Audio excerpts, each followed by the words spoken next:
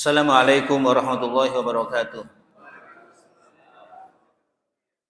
Alhamdulillahi wassalatan wassalaman ala rasulillahi wa ala alihi wa sahbihi wa mawala. La hawla wa la quwata illa billah ma ba'd.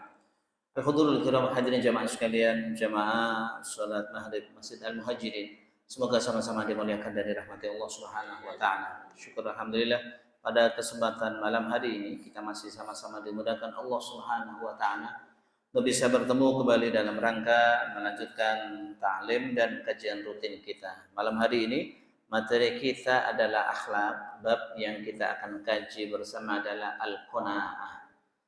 Artinya adalah menerima dengan ridho dan penuh keikhlasan apapun yang diberikan oleh Allah Subhanahu wa taala. Sebelum kita mulai, mari sama-sama kita buka dan kita awali dengan bacaan basmalah bersama. Bismillahirrahmanirrahim. Hadirin jamaah sekalian, semoga dimuliakan Allah Subhanahu wa taala. Hidup yang kita jalani tentu tidak sebagaimana yang kita harapkan. Kadang-kadang kita berharap yang seperti ini, faktanya adalah berbeda. Kadang-kadang kita tidak pernah berharap, tetapi yang terjadi itulah yang sedang kita jalani. Maka Allah Subhanahu wa taala ingatkan dalam Al-Qur'an, wa asa an takrahu khairan fa huwa syarrul lakum wa asa an tuhibbu syai'an wa huwa syarrul lakum wa asa an takrahu syai'an wa huwa khairul lakum. Boleh jadi kalian mencintai sesuatu, tetapi yang kalian cintai itu justru lebih buruk buat kalian. Wa asa an takrahu syai'an wa huwa khairul lakum. Boleh jadi kalian membenci sesuatu, tapi apa yang kalian benci itu kadang-kadang menjadi yang lebih baik buat kalian. Karena itu hidup adalah tidak matematis, tidak 1 tambah 1 sama dengan 2. Kadang-kadang hidup itu tidak matematis. Kadang-kadang kalau kita lihat dalam kenyataannya, orang yang berprestasi di waktu kuliah, begitu di wisuda dia menjadi wisudawan yang terbaik. Tetapi kadang-kadang hidup yang dijalani tidak sebagaimana yang diharapkan. Dan sebaliknya, kadang-kadang orang yang barangkali dia merupakan orang yang paling terakhir rankingnya ketika dia sedang kuliah, tetapi ternyata kehidupan yang dia jalani justru merupakan kehidupan yang paling baik di antara teman-teman yang lain. Begitulah takdir yang telah ditentukan oleh Allah Subhanahu wa taala. Qaddarallahu maqadiral khalqi qabla ay khalaqas samawati wal ardi bi 50 alf am. Allah Subhanahu wa taala telah menentukan takdir-takdir yang berlaku bagi makhluknya 50.000 tahun sebelum Allah menciptakan langit dan bumi. Karena itu apapun yang telah ditentukan oleh Allah Subhanahu wa taala untuk kita, selama kita sudah melakukannya dengan baik, selama kita sudah berikhtiar dengan maksimal, hasil apapun yang diberikan oleh Allah Subhanahu wa taala kepada kita, mau tidak mau kita mesti menerimanya dengan penuh qanaah. Maknanya qanaah menurut para ulama adalah ar-ridho bima a'tallah, ridho dengan apapun yang diberikan oleh Allah Subhanahu wa taala. Kadang kita minta banyak sama Allah Subhanahu wa taala, yang dikasih enggak. Kadang-kadang masih kurang. Itulah kenyataan yang terjadi. Karena Allah Subhanahu wa taala lebih tahu tentang apa yang sedang kita jalani. Karena bisa jadi ketika kita minta banyak sama Allah Subhanahu wa taala, ketika dikasih banyak, bisa jadi kita malah menjadi lupa sama Allah Subhanahu wa taala. Maka Allah berikan sesuai dengan apa yang diinginkan Allah Subhanahu wa taala. Tugas kita hanya sekedar meminta, tugas kita hanya sekedar ikhtiar. Innallaha la yughayyiru ma biqaumin hatta yughayyiru ma bi anfusihim. Sesungguhnya Allah Subhanahu wa taala tidak akan merubah apa yang ada pada suatu kaum sehingga mereka mau merubah apa yang ada pada diri mereka sendiri. Tetapi persoalannya yang punya otoritas untuk merubah apapun yang ada pada kita itu adalah Allah Subhanahu wa taala. Sejauh kita sudah memohon sama Allah. Karena kata Nabi wala yaruddul qadar ila du'a, tidak bisa menolak takdir kecuali doa yang kita mohonkan kepada Allah Subhanahu wa taala. Sejauh kita sudah berdoa kepada Allah Subhanahu wa taala, kita sudah berikhtiar untuk melakukan yang terbaik sesuai dengan apa yang kita yakini, tetapi jika hasilnya tidak sesuai dengan apa yang kita harapkan, mau tidak mau kita mesti qanaah terhadap apapun yang diberikan oleh Allah Subhanahu wa taala. Maka seperti yang saya sampaikan tadi, qanaah itu maknanya adalah ridho dengan sedikit pemberian yang diberikan oleh Allah Subhanahu wa taala atau ridho dengan apapun yang diberikan oleh Allah Subhanahu wa taala. Satu contoh, kita ini mesti jatahnya 10, tetapi cuma dikasih 5, dikasih 7. Meskipun dikasih 5, dikasih 7 itu selama kita ridho, kita bisa menerima dengan ikhlas apapun yang diberikan oleh Allah, maka itulah yang disebut dengan qanaah. Hadirin jamaah sekalian semoga dimuliakan Allah Subhanahu wa taala. Ada istilah qanaah, ada zuhud, ada ekonomis. Jadi ada qanaah, ada zuhud, ada ekonomis. Sekarang kalau qanaah, tentu qanaah maknanya adalah al-iktisaru 'alal qalil wa taqdir. Jadi yang namanya qanaah itu adalah mencukupkan dengan pemberian sedikit yang telah diberikan oleh Allah Subhanahu wa taala. Sedangkan kalau ekonomis gimana? Ya, ekonomis tentu maknanya sebenarnya ada barangnya. Cuma persoalannya memang perhitungannya sangat ketat sekali. Kalau qanaah memang adanya segitu-gitunya. Yang diberikan oleh Allah Subhanahu wa taala seperti itu. Maka dia mencoba ridho, mencoba ikhlas terhadap apapun yang diberikan oleh Allah Subhanahu wa taala. Tetapi persoalannya kalau yang namanya ekonomi sebenarnya apa yang ada cukup, lebih bahkan. Tetapi karena perhitungannya sangat ketat sekali sehingga semuanya ya serba perhitungan. Tetapi kalau yang namanya zuhud maknanya adalah al-iktisar 'ala zahid 'ala qalil. Ya. Jadi kalau yang namanya zuhud itu tentu maknanya dia sebenarnya dikasih banyak atau dikasih sedikit oleh Allah Subhanahu wa taala, tetapi yang dimanfaatkan sesuai dengan kebutuhan saja, tidak mengikuti hawa nafsu. Contoh, kalau orang punya duit, logikanya rata-rata orang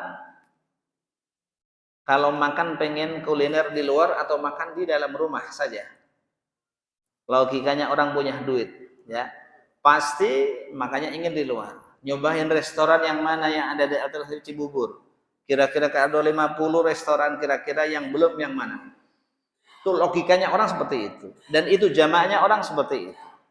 Tetapi kalau yang namanya zuhud, meskipun segala-galanya ada, semuanya serba ada, tetapi dia mencoba mencukupkan apa yang ada saja. Lalu sisanya untuk apa? Tentu sisanya adalah perhitungannya bukan sekedar abdul butun.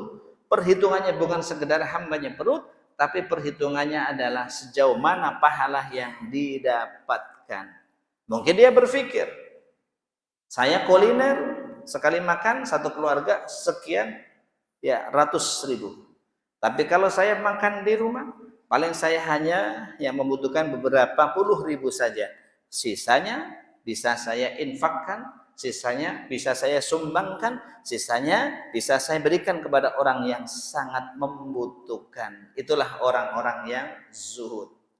Jadi orang-orang yang zuhud maknanya seperti itu, tapi kalau qanaah memang adanya segitu-gitunya, ya dimanfaatkan. Tapi kalau yang namanya ekonomis, adanya sebenarnya banyak, cuma persoalannya, perhitungannya ketat. Ketatnya bukan apa? Bukan dalam rangka untuk mendapatkan pahala yang lebih besar, tetapi ketatnya adalah perhitungan tadi. Duit itu tidak gampang nyarinya, nggak bisa jor-joran. Infak, tetapi nggak bisa seperti ini. Karena kita umurnya sudah berapa? Bentar lagi pensiun. Kalau udah pensiun mau ngapain kita? Ini. Jadi ekonomis yang jelimet alias jelimet, ya kan? Kalau zuhud tidak. Ada, barangnya ada, tapi memang perbandingannya adalah sejauh mana manfaat yang kita dapatkan. Tapi kalau ekonomis tidak seperti itu. Memang penggunaannya, ya penggunaan keuangan sangat ketat sekali. Persoalannya adalah dalam rangka memikirkan apa yang akan terjadi di masa depan. Lalu dalam 3 istilah tadi yang paling pas yang mana? Yang paling pas adalah qanaah sama zuhud.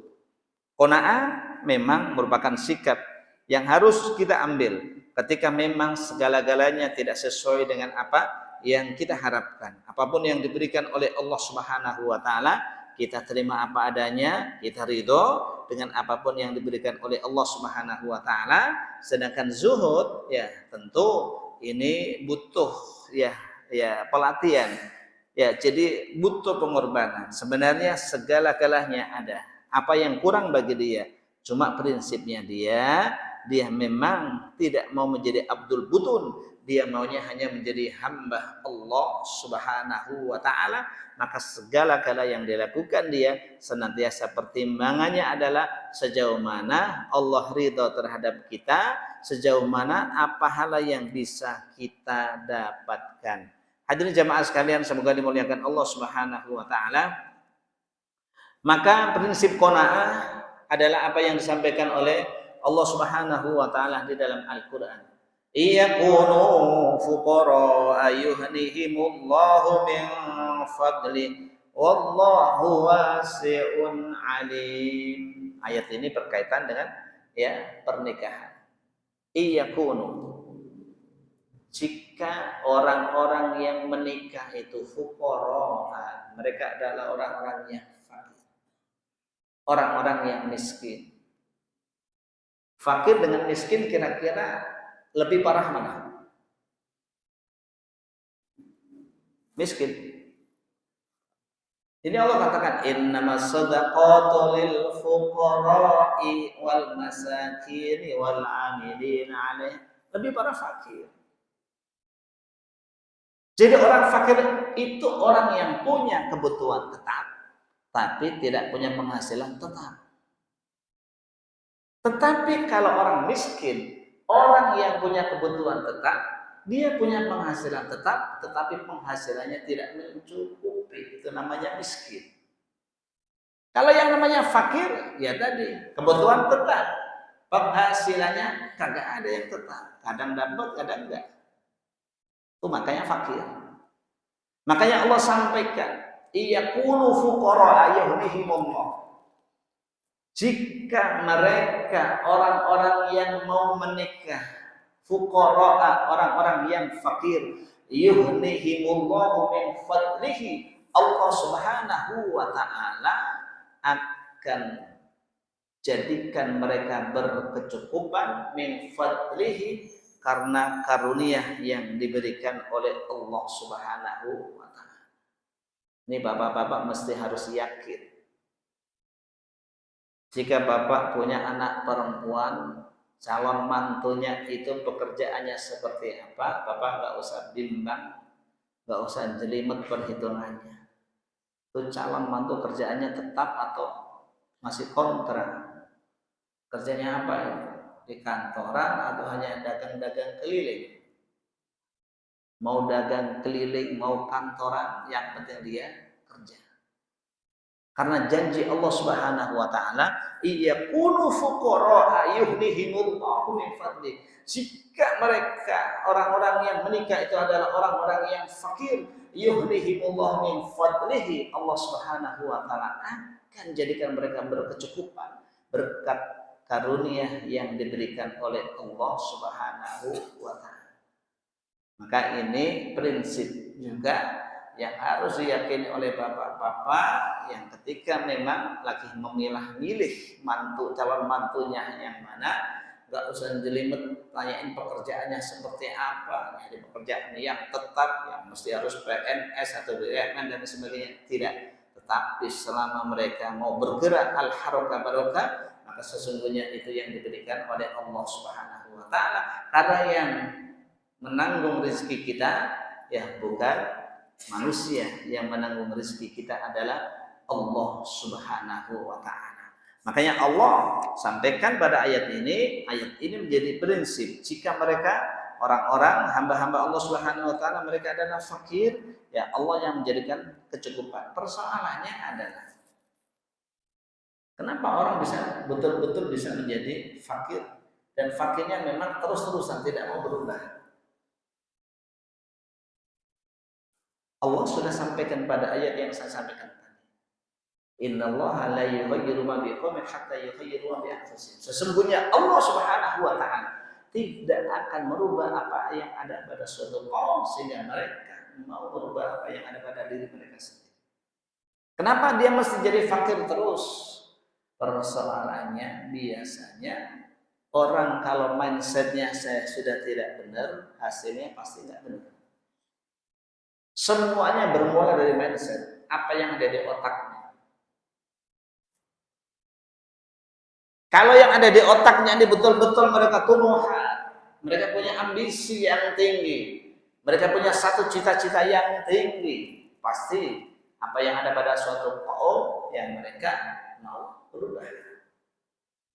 Tapi kalau persoalannya dia hanya sekedar capek ngapain sih jauh-jauh, kerja nggak mau jauh, maunya yang dekat. Mana ada cerita. Udah begitu bangun paginya jam 5:30 baru bangun. Ini kita lihat. Kalau otaknya yang ada ini bagaimana kita bisa menghasilkan? Karena prinsipnya al-harakah barokah.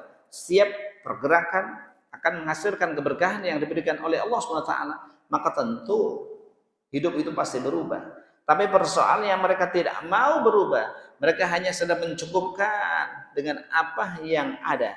Mending kalau mencukupkan dengan apa yang ada setelah berusaha. Tapi persoalannya dia tidak berusaha, dia tidak ikhtiar, hanya sekedar menerima saja. Maka ini tentu ya pemikiran yang salah.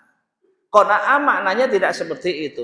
Qanaah itu adalah setelah berikhtiar semaksimal mungkin. Ya, setelah ikhtiar semaksimal mungkin hasil apapun yang diberikan oleh Allah kita sikapi, kita menerima ridho terhadap apa yang diberikan oleh Allah. Tetapi persoalannya kalau kitanya tidak berusaha, kitanya tidak berikhtiar, hanya sekedar ya nanti kalau ada kerjaannya nunggu BLT terus. Memang kuatnya BLT berapa lama? Ya mesti harus bergerak. Harus bergerak. Makanya pagi itu adalah waktu fantasyiru fil ardi. Kita bergerak di muka bumi ini. Makanya Nabi katakan dalam hatinya, burikat ummati fi bukuriha. Umatku diberkahi oleh Allah Subhanahu wa taala di pagi harinya. Pagi-pagi kita mesti bergerak. Jangan pagi-pagi ya, kemudian kerjaannya tidur. Alasannya capean, tadi malam bangunnya jam 3. Ya, habis pagi-pagi ya kemudian tidur. Jam 3 bangun ya. Dia kadang-kadang satu sisi orang maunya ibadah saja tidak mau berusaha. Tentu antara ibadah dan berusaha harus dikompromikan. Sekarang gimana caranya biar tidak ngantuk paginya? Karena waktu pagi itu adalah waktu untuk beraktivitas. Jangan kemudian udah capek katanya. Ya semuanya serahkan sama istri saja. Makanya kadang-kadang istri ngadu, Ustadz gimana Ustadz? Kalau ada bapak-bapak yang mohon maaf kerjaannya cuma tahajud doang katanya. Dibilang kerjanya cuma tahajud doang. Kesel juga kan bapak-bapak digituin kalau dengar langsung yang tanya. Terus Iya, tahajud jam 2:30 bangun Ustaz, ya. Tapi begitu pagi-pagi habis ngopi, makan, tidur. Padahal saya harus berjibaku, saya harus jahit, ya motongin jahitan macam-macam. Padahal dia itu sebenarnya kan bisa bantuin saya. Timbang limpatin ya jahitan atau apa bisa sebenarnya, tapi nggak mau. Dengan alasan ngantuk, lebih mementingkan tahajud. Kira-kira yang baik yang mana ya Pak? Tahajud baik, bantu baik. Gimana jika dua-duanya bisa kita laksanakan? Gimana caranya dua-duanya bisa kita laksanakan? Makanya jangan ngoyo, bangunnya 2:30. Karena begitu bangun 2:30, nanti efeknya paginya nggak bisa beraktivitas. Wa kadzalika ja'alnakum ummatan wasata, kata Allah. Demikian pula kami jadikan kalian sebagai ummatan wasata, umat yang tengah-tengah. Tengah-tengah itu maknanya bainad dunya wal akhirah, memikirkan antara dunia dan akhirat. Jangan kemudian ngoyo tahajud, tapi kenyataannya yang bersangkutan istrinya ya merasa terbebani, mau ngomong gimana, ntar kalau diomong katanya ya ngambek dia, tiba-tiba pulang kampung katanya, ya pulang kampung yang lama 2 bulan ya nggak balik-balik gitu kayak ini jamaah saya tapi sini nggak ada, mudah-mudahan penyakitnya ini nggak nular ke sini. Ini jamaah saya ibu-ibu, dia curhat begitu, saya sampaikan. Ya sebenarnya dua-duanya bisa dilaksanakan. Tahajud iya, membantu iya. Gimana caranya? Bangunnya jangan terlalu malam. 3:30 bangun, ya wajar. Tidurnya juga jangan terlalu malam. Jangan tidurnya jam 1:30 besok tidur, ngikuti berita di TV, nonton YouTube terus. Yang ditonton ada yang mengenai politik saat ini. Ya pengamat politik. Yang terjadi istrinya sekarang gimana? Padahal dua-duanya bisa dilaksanakan. Nah ini, maka semuanya berawal dari mindset yang ada. Jemaah sekalian sebagai dimuliakan dan dirahmati Allah SWT. Jadi janji Allah Subhanahu Wa Taala ya jika kita ya memang mau berusaha maka Allah Subhanahu Wa Taala pasti berikan jalan keluar. Dalam hadis Nabi Shallallahu Alaihi Wasallam Nabi mengatakan qad aflaha man ruziqa kafafan wa qana'ahu Allahu bima ata. Sungguh Allah Subhanahu Wa Taala telah ya qad aflaha, sungguh telah beruntung man aslama, orang yang berserah diri kepada Allah Subhanahu Wa Taala, wa ruziqa kafafan, dan dia diberi rizki oleh Allah Subhanahu Wa Taala kafafan dengan kadar yang cukup, wa qana'ahu Allahu bima ata, dan dia mencukupkan apa yang telah diberikan oleh Allah Subhanahu Wa Taala. Jadi qanaah itu tentu maknanya betul-betul seperti tadi ridho dengan pemberian apapun yang diberikan oleh Allah, meskipun yang diberikan oleh Allah itu tidak melebihi kadar cukup, tetapi hanya apa yang bisa kita lakukan. Beda dengan qanaah kata orang, rezeki nggak usah banyak-banyak Ustadz ya kan, ya pas-pasan saja ya, maunya nggak usah banyak, pas-pasan. Pas mau berangkat haji ada, pas mau mantu ada ya kan, pas mau jalan-jalan ada, ya bukan begitu maknanya. Qanaah maknanya bukan begitu, itu kan permintaan orang begitu. Allah nggak bisa kita atur yang seperti itu. Kalau orang pas-pasan dalam konteks ini berarti mereka orang yang diberikan kelebihan oleh Allah Subhanahu Wa Taala. Tetapi qanaah ini maknanya tidak seperti itu. Qanaah itu betul-betul ridho terhadap pemberian sedikit yang diberikan oleh Allah Subhanahu Wa Taala. Ya, ridho terhadap pemberian sedikit yang diberikan oleh Allah Subhanahu Wa Taala. Maka kalau kita lihat qanaah itu ada tingkatannya. Jadi tingkatannya adalah ya ayyakana abil bulghah min dunyahu, mencukupkan apa yang pertama. Tingkatan yang pertama adalah mencukupkan terhadap apa yang telah diberikan oleh Allah dari urusan dunia ini, wa yasrifa nafsahu an ta'arrud lima siwa, dan betul-betul dia tidak mau tahu terhadap apapun yang diberikan oleh Allah kepada yang lain. Sudah. Soalnya kalau kita ini melihat apa yang diberikan ya oleh Allah kepada yang lain, kadang-kadang hati ini nggak bisa menerima. Kadang-kadang gondok, kadang-kadang kesel juga ya. Kesel saya sama dia. Kenapa? Sama-sama tetangga. Di sini sama-sama hidupnya tahun sekian. Kerjaannya juga sama, tapi kenapa dia bisa seperti itu?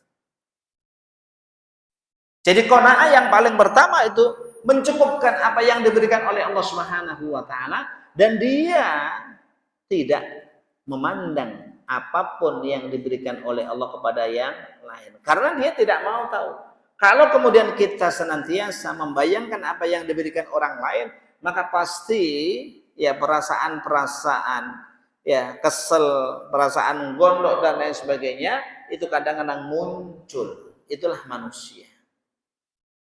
Kemudian yang kedua jamaah sekalian, antantahya bihil qana'a ilal kifayah wa yahdihul fusul wa ziyadah. Jadi yang kedua adalah dia betul-betul punya prinsip yang penting, apa yang kita inginkan sudah cukup. Meskipun tidak terlalu ya mewah, tidak terlalu berlebih sebagaimana yang diberikan oleh Allah ke yang lain, enggak apa-apa, cukup.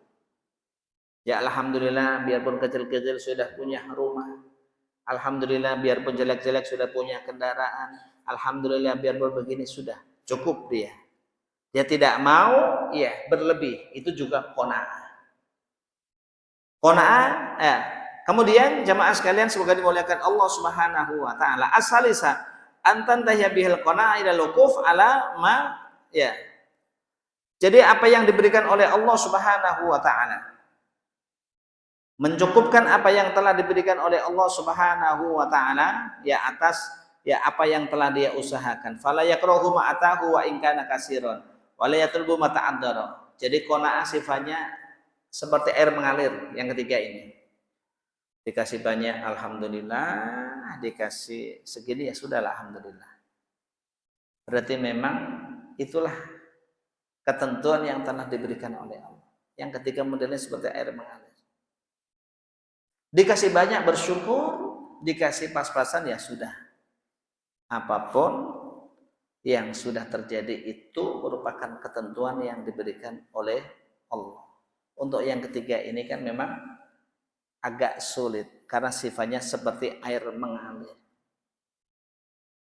Semua orang pasti maunya yang banyak, nggak ada yang mau sedikit. Jamaah semua yang ada pasti. Ada yang mau dikasih sedikit? Nggak ada. Maunya yang banyak. Boleh banyak, asalkan dilakukan dengan cara-cara yang benar. Asalkan dilakukan dengan cara tidak melanggar ketentuan-ketentuan yang telah ditentukan oleh Allah Subhanahu wa taala. Tetapi kita harus ingat, urusan banyak sedikit ini bukan urusan manusia, tetapi urusan Allah. Semuanya. Coba bapak-bapak kalau berdoa, mintanya rezeki yang banyak atau sedikit? Banyak. Nggak ada, yakin deh nggak ada minta sedikit kan. Kata jangankan minta sedikit, tak minta yang banyak aja begini hasilnya, apalagi nggak minta yang banyak. Minta yang banyak aja dikasih sedikit, apalagi nggak minta yang banyak. Makanya tentu termasuk bagaimana kita berdoa kepada Allah SWT, doa kita juga sama. Doanya adalah dengan cara apa? Doanya kita hanya minta keberkahan yang diberikan oleh Allah Subhanahu wa taala. Allahumma barik lana fi umrina wa barik lana fi rizqina, ya Allah berkailah umur kami, berkailah rizki kami. Minta yang berkah. Jangan minta yang banyak. Makanya kadang-kadang jamaah sekalian masih ingat kalau doa salat duha, wa in kana katsiran ya wa in kana qalilan fakassirhu. Jadi kita minta sholat duha, ya Allah, ingkana rizki fis sama'i fa'angsilhu, jika rizkiku yang ada di langit turunkanlah, wa ingkana fil ardi fa'hriju, jika rizkiku ada di bumi maka keluarkanlah, wa ingkana ba'idan faqribhu, jika rizkiku jauh maka dekatkanlah, wa ingkana qalilan fakassirhu, jika rizkiku sedikit maka banyakinlah ya Allah. Lah ini kadang-kadang wa in kana haraman fatahhirhu, jika rezekiku haram maka sucikanlah. Gimana cara menyucikan rezeki yang haram itu ya? Ini kadang-kadang mindset juga jamaah sekalian. Kalau kemudian rezeki yang haram difahami bisa disucikan, gimana caranya? Apakah maknanya jika saya ini dekat-dekat dengan yang haram, maka jauhkanlah sehingga hasil yang saya dapatkan adalah betul-betul engkau ridhoi? Itu enggak ada masalah. Jadi jangan sampai kita dekat-dekat yang haram. Karena faman hama haulal khima yushigu ayakafihi, kata Nabi. Barang siapa yang berputar-putar di sekitar daerah larangan, yushigu ayakafihi, hampir saja dia jatuh ke dalam daerah larangan itu. Tetapi jika dimaksudkan wa in kana haraman fatahhirhu, jika rizkiku haram ya Allah fatahhirhu, enggak apa-apa, haram-haram dikit. Ya. Haram-haram dikit, yang penting gimana caranya ya nanti. Ya kan kita bisa sucikan harta haram itu. Enggak bisa jamaah sekalian. Jangan sampai punya mindset yang seperti itu. Haram-haram dikit yang penting enggak dimakan. Toh saya juga haramnya ini bukan hanya untuk diri saya sendiri. Saya bagi-bagi sama anak yatim. Saya bagi-bagi sama fuqara-fuqara masakin itu. Banyak tempat saya itu. Kalau prinsipnya seperti itu jelas salah doa kita. Kita memahami wa in kana haraman fatahhirhu. Jika rezekiku haram maka sucikanlah. Karena tidak ada cara untuk menyucikan rezeki yang haram. Tetapi jika difahami wa in kana haraman fatahhirhu, jika memang saya ini dekat-dekat kepada yang haram, ya Allah jauhkanlah ya Allah agar saya ini tidak mendapatkan rezeki yang haram. Ya, boleh. Tetapi kalau kemudian tadi difahami haram-haram dikit, ya. Yang penting kan ya nanti kita bagi-bagi, dapat segini, ntar bagian masjid segini. Saya cuma ngambil 20% doang. 80% saya bikin masjid, anak yatim, fuqara, masakin. Loh, kok begitu? Jika itu prinsipnya salah, nggak boleh. Karena apa? Wala shadaqatan min hulul. Innallaha thayyibun la yaqbalu illa thayyiban, kata Nabi. Sesungguhnya Allah itu baik. Allah tidak akan menerima kecuali yang baik-baik saja.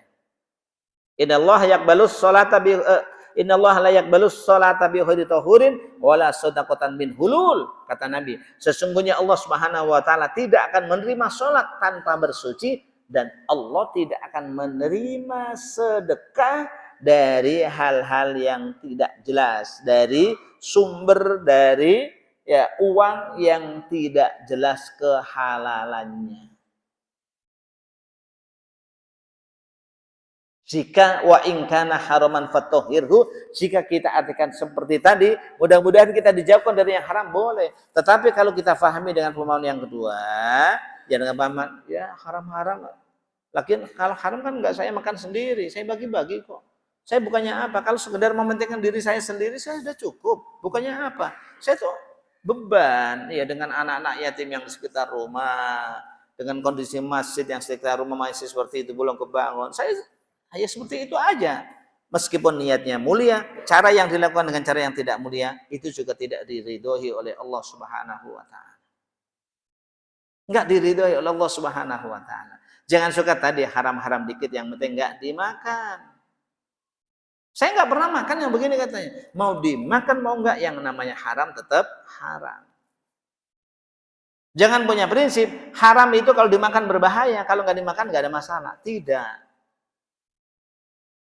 Jangan yang diingat hadis Nabi, kullu lahmin nabata minal haram fannaru aula bihi. Setiap daging yang tumbuh dari barang yang haram, fannaru aula bihi, maka neraka yang lebih berhak memakan daging itu. Jangan itu yang diingat. Tetapi yang kita ingat adalah bagaimana ketika ada salah seorang sahabat Nabi Shallallahu Alaihi Wasallam yang mengadakan safar, mengadakan bepergian yang sangat jauh, waktu yang sangat lama, nggak pernah mandi, ya rambutnya sampai kusut, mukanya penuh dengan debu. Tiba-tiba datang kepada Rasul Shallallahu Alaihi Wasallam, minta didoakan Rasul, tolong doakan kepada Allah Subhanahu Wa Taala untuk saya Rasul.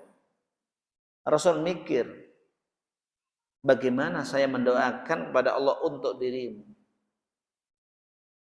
Bagaimana saya mendoakan kepada Allah untuk dia, wa mat'amuhu haram wa malbasuhu haram wa hudiya bil haram. Makanan dia bersumber dari yang haram, pakaian dia bersumber dari yang haram, wa hudiya bil haram, dan dia senantiasa dicekoki dengan hal-hal yang haram. Fa anna yustajabula, bagaimana doa saya mau dikabulkan oleh Allah Subhanahu wa taala untuk dia.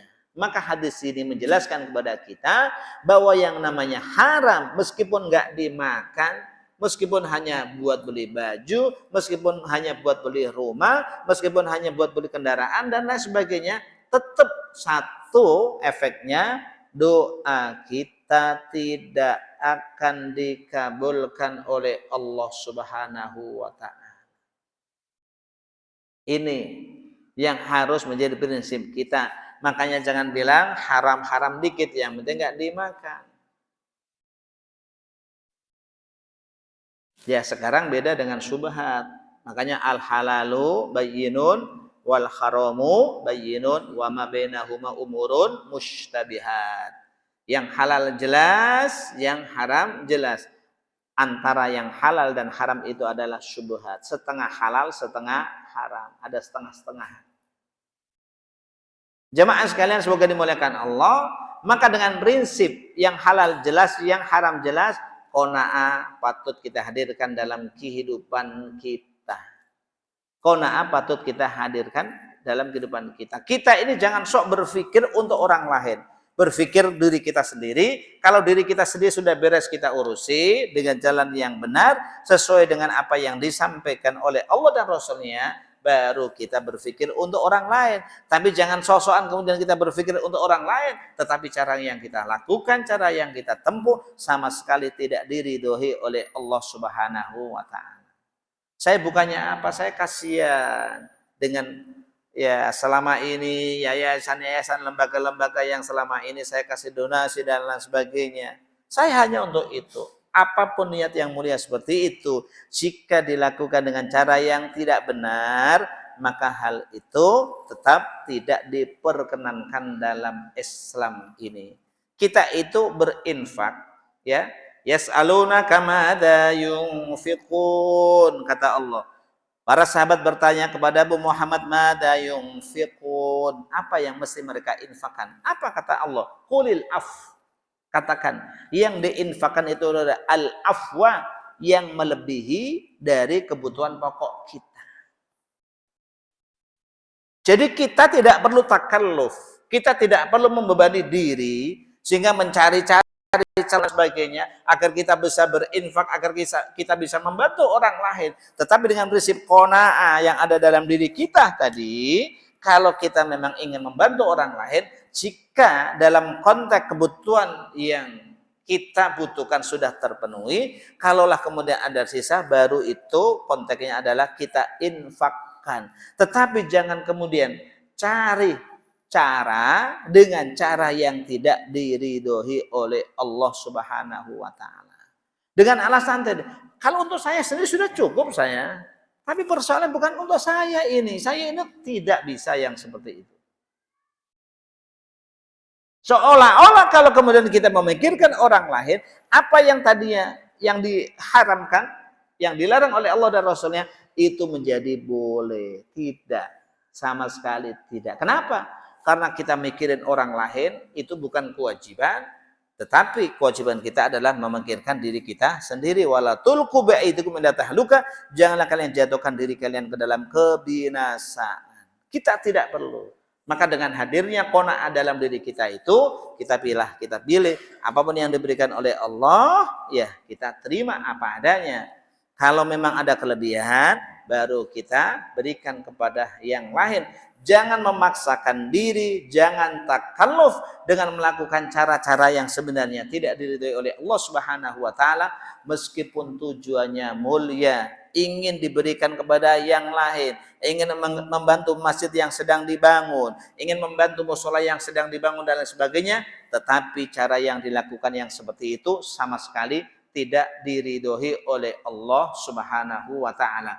Jamaah sekalian semoga dimuliakan Allah Subhanahu wa taala. Maka kalau kita lihat manfaat dari qanaah itu apa? Ya, salah satunya adalah kita akan mendapatkan keberkahan dari Allah Subhanahu wa taala. Yang kedua, bisa menjauhkan kita jangan sampai jatuh ke dalam hal-hal yang tidak diridhoi oleh Allah. Karena kata Nabi tadi, faman hama haulal khima yushiku ayyuka fihi, barang siapa yang berputar-putar di sekitar daerah larangan, maka hampir jatuh ya ke dalam daerah larangan. Itu manfaat yang ketiga jamaah sekalian, taj'alul insan ya'ishu hayatan hani'atan thayyibatan, menjadikan orang itu hidup tenang, Pak.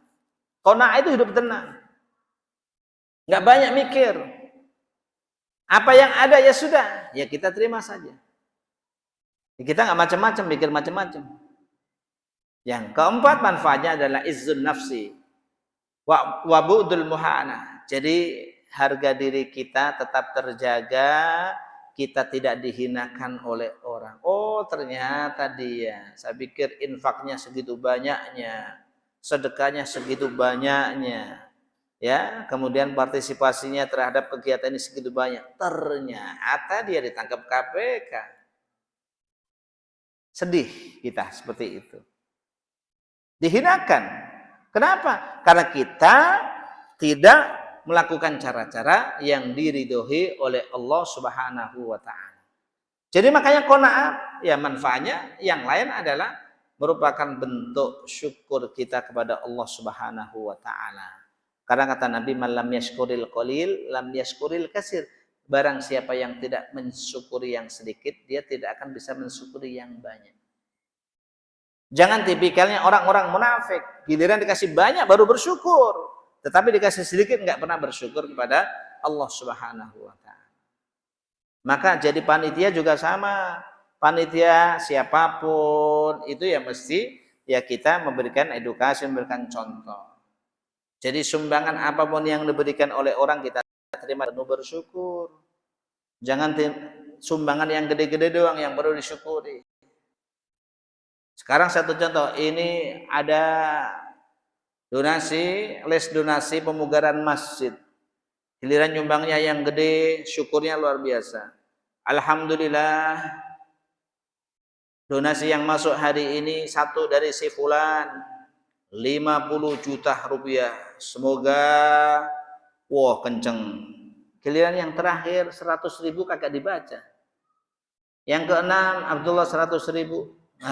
Kagak semangat, gak syukur itu panitianya. Jangan dilihat yang gede-gede doang. Giliran baca 50 juta langsung semangat. Semoga ya Bapak si fulan ini diberkahi umurnya oleh Allah, dipanjangkan umur panjang banget. Giliran yang ngasih 100.000 kagak kebaca, boro-boro dapat doa. Ini namanya nggak bersyukur panitia. Panitia itu mesti bersyukur, yang sedikit bersyukur, yang banyak bersyukur. Jangan giliran baca alhamdulillah yang kenceng, kalau yang gede ya 100.000 kagak ada alhamdulillah, kelewatan. Langsung dirapel kan. 100.000 alhamdulillah 100.000. Ini enggak bersyukur. Kita mesti bersyukur dengan apapun yang diberikan oleh Allah Subhanahu wa taala. Jadi itulah hakikat dari qanaah jamaah sekalian, kita merasa menerima ridho terhadap apapun yang diberikan oleh Allah Subhanahu wa taala. Dengan prinsip yang seperti itu akan menjadi kunci keberkahan dalam hidup kita. Dan bapak-bapak ini juga mesti harus bisa mengambil sikap itu. Jangan sampai, mohon maaf, sudah bapak-bapak, sudah pensiun, sudah umur 60-an, pemikirannya masih seperti anak-anak muda. Karena apa? Saya ini pernah dicurhatin oleh jamaah saya di kantor pajak. Jamaah saya ini anak muda, namanya D3 di kantor pajak, dia mencoba melakukan yang terbaik. Dia mencukupkan apa yang didapatkan dari gajinya, enggak mau macam-macam. Sampai mohon maaf, motor aja enggak punya dia. Kalau pergi pulang kerja dia naik baji. Istrinya juga sama-sama di kantor pajak. Tetapi bapaknya sendiri tidak mendukung sikap anaknya seperti itu. Justru bapaknya malam begini, saya heran sama kamu, katanya. Aneh.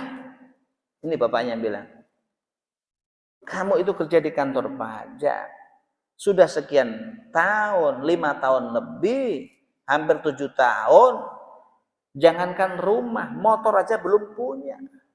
Gimana ceritanya katanya? Itu teman-temanmu itu yang sama-sama satu angkatan dengan kamu. Baru kerja 5 tahun. Mobil sudah punya, rumah sudah punya. Gimana sih kamu? Coba jadi anak digituin sama orang tua. Gimana perasaannya? Makanya jadi orang tua juga harus bisa mengikuti kondisi yang ada jamaah sekalian. Jangan kemudian mengajarkan anaknya dengan cara tidak ada. Justru yang seperti ini support anaknya kan. Alhamdulillah. Anda hebat. Salut sama Anda. Anda ke kantor pajak sampai Anda berani hebat. Rumah belum punya, saya salut. Didukung anaknya seperti itu. Jangan kemudian malah diledekin anaknya. Tahu deh saya tuh. Nggak tahu itu kamu tuh seperti apa sama pikiran. Coba kalau anak begituin. Nangis enggak, Pak? Nah ini, makanya mohon maaf bapak-bapak ini belajar qanaah konteksnya dalam arti disampaikan ke anak-anaknya, edukasi ke anak cucunya. Kalau untuk bapak-bapak ya tentu sudah selesai urusannya. Qanaah. Tetapi jadi orang tua memberikan edukasi kepada ya anak-anaknya seperti itu. Jangan sampai seperti kasus yang saya sampaikan tadi. Bingung saya sama kamu katanya. Coba anaknya digituin. Dia curhat sama saya agak sambil menangis. Gimana Ustaz menghadapi orang tua yang seperti ini? Nah inilah hadirin jamaah sekalian semoga dimuliakan Allah. Tentang qanaah bukan sekedar kita praktekkan saat ini, tetapi ilmu ini mesti kita harus sampaikan kepada anak cucu kita agar mereka betul-betul ya bisa menerima qanaah. Dan jika ada anak-anak kita yang punya sikap seperti yang saya contohkan tadi, mestinya sebagai orang tua mendukung, mensupport. Saya bangga dengan Anda, hebat Anda. Masih muda punya sikap yang seperti ini. Kasih acungan jempol sama anaknya, disupport. Ya jangan kemudian ya malah dijauhin. Ah, males sama dia katanya. Sok banget sih kamu sih. Wah, coba anak digitu bilang sok banget itu. Nah, ini tentu ya cara-cara yang tidak baik, akhlak yang tidak pas yang disampaikan oleh orang tua kita. Ya bagaimana kita mengajarkan arti qanaah ya kepada anak-anak kita. Anak kita sudah belajar qanaah, tetapi kadang-kadang kita ya belum bisa menerima sikap qanaah yang dilakukan oleh anak-anak kita. Mudah-mudahan Allah SWT senantiasa memberikan taufik kepada kita, memberikan petunjuk kepada kita sehingga setiap langkah demi langkah yang kita lakukan senantiasa diridhoi oleh Allah Subhanahu wa taala. Amin. Allahumma amin. Kurang lebih mohon maaf. Hadanallahu wa ajma'in. Sama-sama kita akhiri. Subhanallah wa syahadu an la ilaha illa anta astaghfiruka wa atubu ilaik. Walhamdulillahirabbil alamin. Assalamualaikum warahmatullahi wabarakatuh.